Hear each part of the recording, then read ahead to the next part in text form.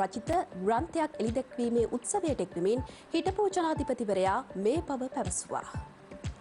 මේ රටේ දියුණුවක් ඇති කරන්න නම් ඒක පුද්ගල ආදායම් වැඩි කරන්න නම් ආර්ථිකයේ වර්ධනයක් තියෙන්න ඕනේ. ආර්ථිකය වර්ධනය කරන්නේ අපිට ප්‍රාග්ධන මුදල් තියෙනවා. තාක්ෂණය තියෙනවා. අපේ රටේ ප්‍රාග්ධන මුදල් නෑ මේ ඔක්කොම වැඩ කටයුතු කරන්නේ. තාක්ෂණයක් නෑ. එහෙනම් පිටින් ගන්න ඕනේ. ඒ වගේම ඒ ආයෝජකයන්ට විශ්වාසය දෙන්න ඕනේ. අපි පරණ ක්‍රම වලට ගිහින් ඒ විශ්වාසය කඩන එක හරිනේ. ඒකයි මම ටිකක් අද කනගාටුනේ මේ දවස්වල විශේෂයෙන්ම බලශක්ති සමාගම් සියල්ලටම කියනවා තමන් එක්ක තිබුණේ ගිවිසුම අපි අත්සන් කළා කැබිනට් මණ්ඩලය අනුමත කළා ගිවික දෙන්නේ අන්තිම ගිවිසුම විතරයි අත්සන් කරන්න තිබුණේ. ඒ ගිවිසුම් සියල්ලම අලුතෙන් ගෙනෙන්න ඕන කියලා. තමන්ට කියනවා මිල අඩු කරන්න කියලා. තමන්ට කියන අලුත් ගිවිසුම් වලට එන්න.